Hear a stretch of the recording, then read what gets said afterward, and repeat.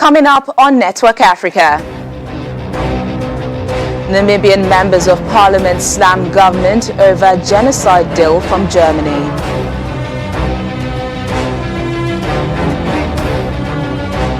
Sudan removes all subsidies for imported fuel, doubling the price of petrol and diesel. Plus,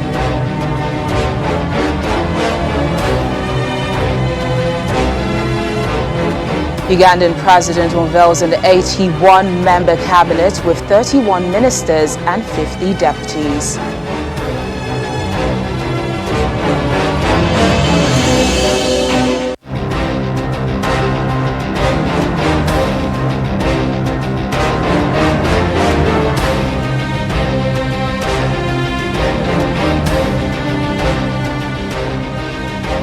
Hello and a warm welcome to the program. I'm Teniola Shoboale. We begin the program in Namibia, where opposition MPs have attacked the government for its recent settlement with the former colonial power Germany. The deal saw Berlin acknowledge that it committed genocide against the Herero and Nama ethnic group and pledged 1.1 billion euros for their welfare today. In a rowdy parliamentary session on Tuesday, one opposition legislator said there had been no chance to narrate the economic trauma caused by the genocide. Namibia's vice president last week said the money from Germany was not enough, but the issue would be revisited. Between 1904 and to 1908, German colonial forces wiped out more than half of the Nama and about 80% of Herero people's population. Germany issued a long-awaited apology for the colonial-era genocide last month after negotiations, the first of their kind by a former colonial power. In North Africa, Sudan has removed all subsidies for imported fuel, doubling the price of petrol and diesel. According to the Finance Ministry, the price of petrol will rise from 150 Sudanese pounds per litre to 290 pounds, while diesel will now cost 285 pounds a litre from 125 pounds. It said subsidies cost the country $1 billion a year, and that despite the latest increase, the price of fuel in Sudan remained among the lowest in Africa. Previous price rises have sparked protest. Economic reforms carried out since the overthrow of the long-standing president Omar al-Bashir 2 years ago have added to the devaluation of the Sudanese currency and a huge rise in inflation to more than 300% a year. The United Nations has condemned the killing of 2 aid workers in the Central Lake state of South Sudan. The South Sudanese citizens were working for an Italian aid agency. They were ambushed by heavily armed men as they returned from delivering nutritional supplies to health facilities in Yerol area. The UN said their vehicles was clearly identifiable and have called on authorities to immediately investigate the killings. It comes amidst a sharp rise in killings and violence across South Sudan that has claimed the lives of more than 200 people since mid-May. 4 aid workers have been killed in South Sudan this year alone, all in the past month. 9 aid workers were killed in 2020. The attacks have raised fears over possible suspension of humanitarian activities that could affect millions of people in need of food aid.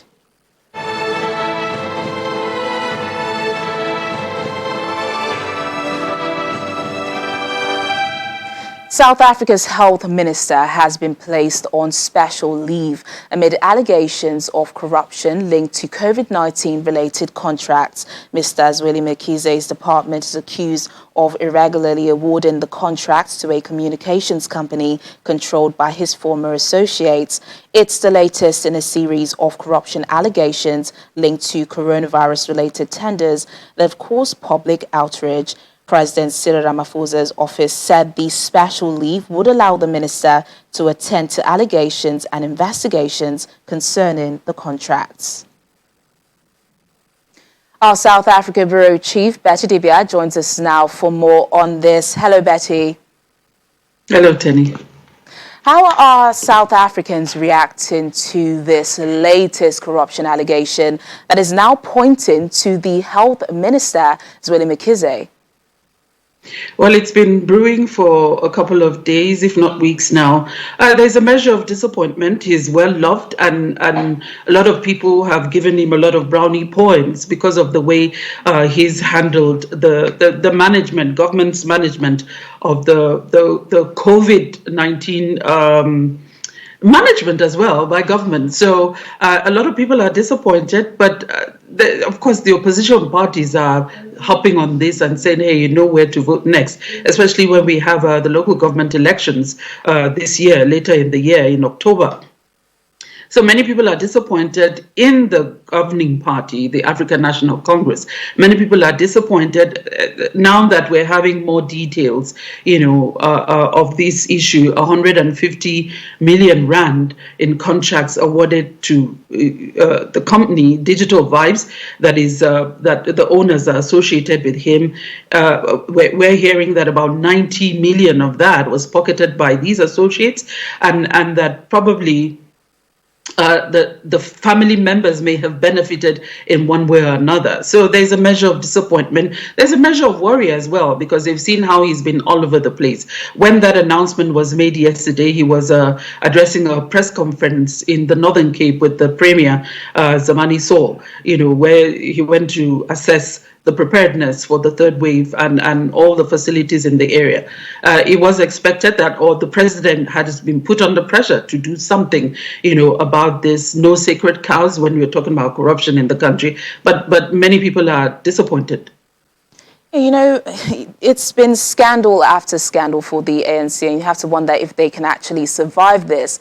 But for the man in the eye of the storm, what has he said concerning all this, which has, caused such huge outrage in the country?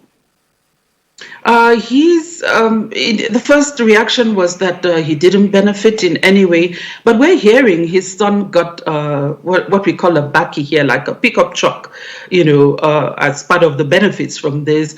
Some aspects of his home, or a home that he owns or is associated with, was done up with money from these associates after the contract was awarded. But he said he didn't benefit. We know that the Special Investigative Unit is still investigating, hence this special leave. Some are saying, why is he not resigning, and what is going to happen to the management of the COVID programs in the country. But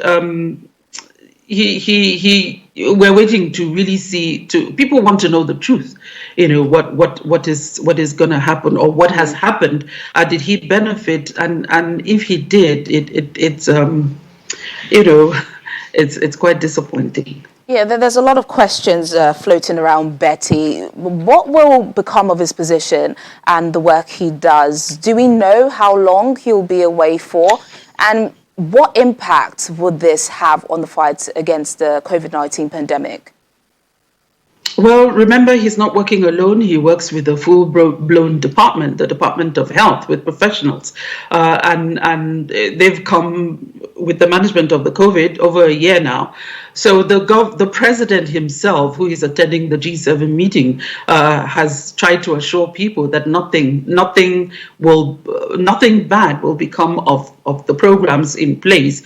And for the time being, the Minister for Tourism, Ms. Mamaloko Kubai-Ngubane, has been given that position in acting capacity. It's interesting because the Deputy Minister is a doctor, Dr. Joe Patla, but the deputy ministers in the country, they're not members of cabinet. So the position has been given to a full-blown member of cabinet. And while the investigations are going on, Dr. Salim Kiza was supposed to appear to the committee in Parliament to answer questions, but he didn't, given reasons that investigations are still going on. So the current, or the now acting minister, has been called as well, but she's asked for more time, so she'll be able to be briefed and then be able to answer questions. So for now, as he's in on this special leave, the acting minister for health is Ms. Mamaloko Kubai-Ngubane. People are worried, or is she going to do it? Is she not? But there is a department. The ministers don't act alone. All right, then, Betty, thank you so much for bringing us up to speed. Thank you so much.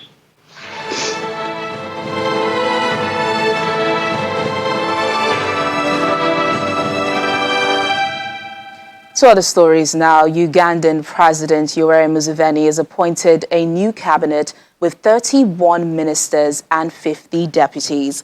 The list features over 10 female cabinet members, including Jessica Alupo, a retired army major who is the new vice president, the second woman in the country's history to be appointed to the position.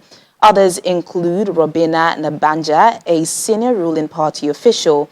She's the Prime Minister and leader of government business in Parliament. She had previously been a Deputy Health Minister.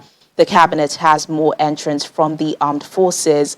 The current Commander-in-Chief of the Army, General David Mohuzi, becomes the Deputy Minister for Internal Affairs. He's also a representative of the military in Parliament. And over in South Sudan, a large number of women leaders have gathered for a two-day leadership forum with the objective of establishing a system that can unify the efforts of women at the state and national level. Human rights activists in the country say that the parties to the 2018 revitalized peace deal have violated the provision that calls for 35% of government positions at all levels to be allocated to women. Women at the forum, organized by the support of UN MIS, notes that the stipulated female political representation is far from being met. In the meantime, head of UN MIS, Nicholas Haysom, says the launch of the Women Leadership Forum is an important achievement and one that can speed up the implementation of the peace agreement. Bringing together women leaders to support with one voice, meaningful participation and representation in all aspects of life. This will have ripple effects for the peace process in the country. It's been well researched and documented that for a successful peace process, for a peace to be sustainable, the participation of women is critical. By providing a safe space to inform strategic policy initiatives that speak to a woman's agenda, that can advance women's effective participation in decision-making, this platform provides a unique opportunity to address persistent barriers to women's representation in decision-making. And now, as part of World Oceans Day, Tunisian environmental activists from Notre Grand Bleu Association are installing artificial reefs made from palm tree branches fixed with concrete on the seafloor to boost fish populations in the Tunisian coastal city of Monastir. Take a look. Using concrete and palm tree branches, Tunisian environmental activists are building artificial reefs to restore marine life in damaged areas of the sea. The Notre Grand Bleu Association was created in 2012 by a group of Tunisian divers who wanted to preserve and create a sustainable marine environment. Because of pollution, climatic change, and many other man-made factors, we found many places in our sea that were abandoned and became barren places without life. So we decided, as Notre Grand Bleu Association, to do this initiative of making artificial reefs from palms to restore life to arid places. According to Ahmed Souki, Notre Grand Bleu's president, the method used to create artificial habitats for marine life is an ancient one. As for this method, it is old. Our ancestors used to use it. After the harvest season, they used to throw palm groves into the sea because it's considered as a hideout for hatching fish, especially squid. Despite the abundance of production at that time, they were thinking about sustainability and the future. We are now exposed to many problems, especially marine pollution. So we wanted to return to this old technique that our ancestors used and are looking for places that have been affected by pollution and we are trying to restore its life with these artificial reefs that represent an artificial and ecological hideout to protect the biodiversity in our sea. Artificial corals are a man-made underwater structure usually built to enhance marine life in areas with a feature-free seabed. Many reefs are built using objects that are originally used for other purposes, for example, by sinking oil rigs, scuttling ships, and many other ways. Still to come on the program. Social media giant Twitter reaches out to the Nigerian government over the ban imposed last week Friday. Please stay with us.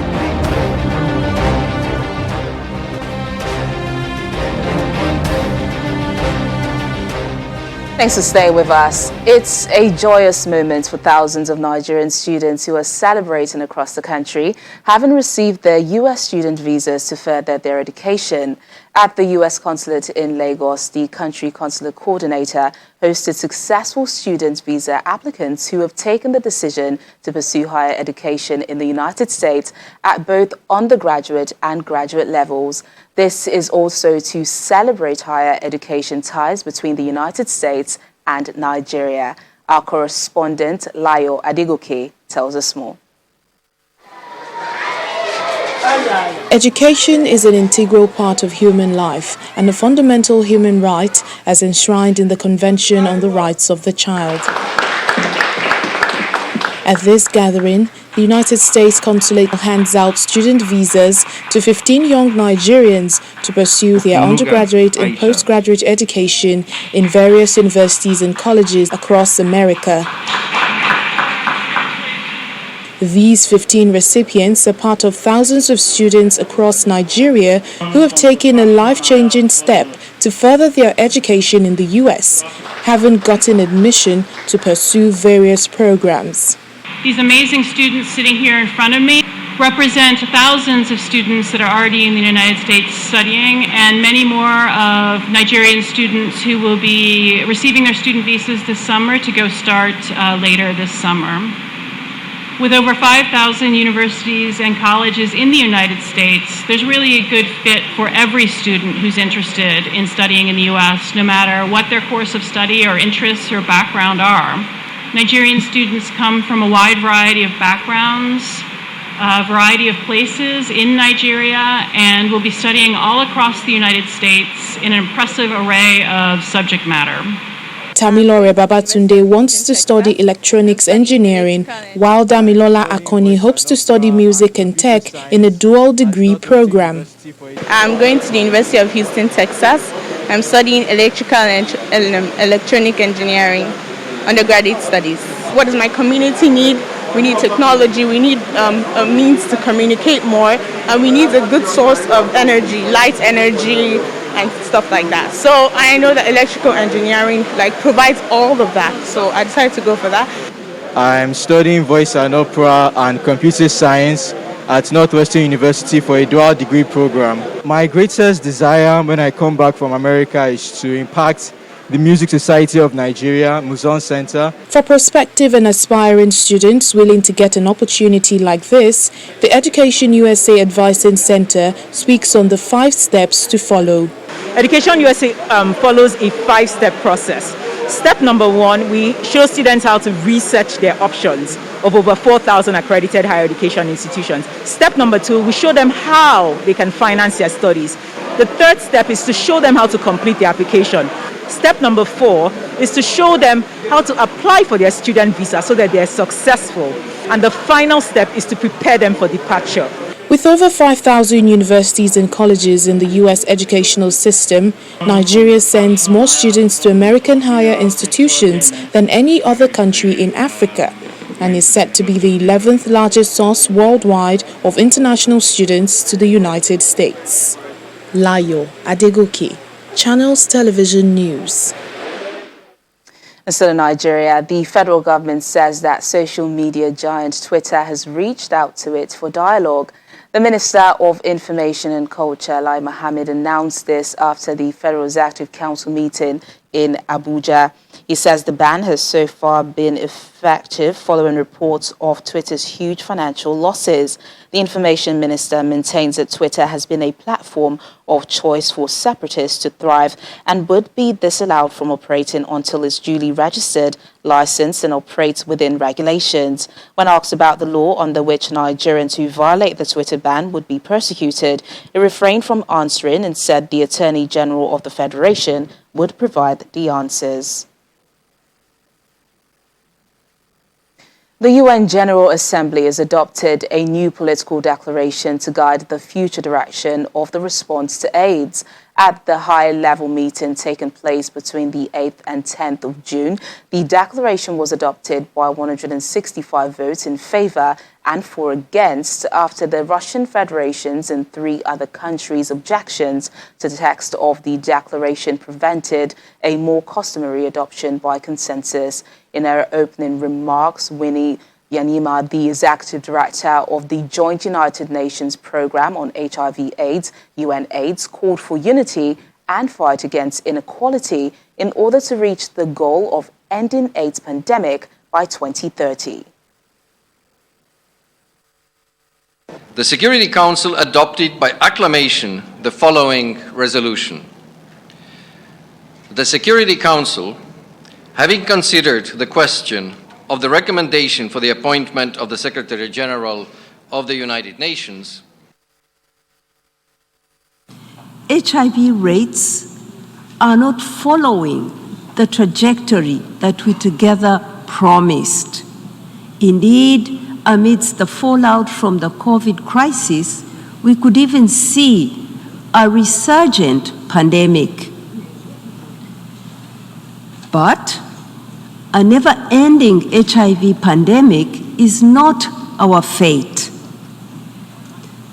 Even in spite of all the setbacks, we can end AIDS as a public health threat by 2030, as we promised, if the world comes together.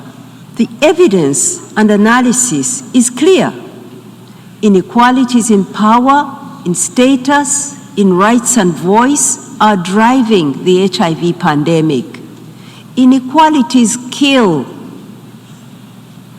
As the global AIDS strategy sets out, to end AIDS, we have to end the inequalities which perpetuate it.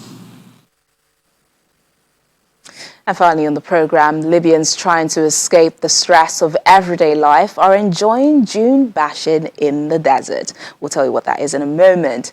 Many of them from various cities converge onto the desert east of the city of Misrata to watch jeeps performing tricks amongst the sand dunes. Take a look. 50 kilometers east of Misrata, hundreds of Libyans gather in the desert to view dune bashing, where jeeps ride the sands to decompress from the stresses of everyday life. I came here from a distance of 50 kilometers in order to experience the beautiful ambience in Ara, to feel better, and watch the fun atmosphere created by the challenge amongst young people. Four-wheeled cars drivers perform their best tricks in front of an audience of all ages, while sipping their beverages on the sidelines of the event. We come here to release pent-up energy, and the same goes for my children, nieces, nephews and cousins. They all come with me every Friday. Ara is considered the only place to let off steam for young people. I look at it as a challenge amongst youth. It is a challenge against nature. Near the sea, Ara Desert hosts youths fascinated by dune bashing, where they practice their favorite sport and enjoy a fun atmosphere away from the cities. We come here to get away from anxiety and have fun. We hope that the government organizes such activities and provides them with security and ambulances, just like in other countries. Despite all the attraction created by the sport in Ara, audience and participants still hope for it to get the needed attention by Libya's government by providing better organization, tighter security and ambulances that can be used in case of emergencies. Looks like a very interesting way to release stress. Well, that's the program today. Thank you so much for watching. I'm Teniola Shaboali. Bye for now.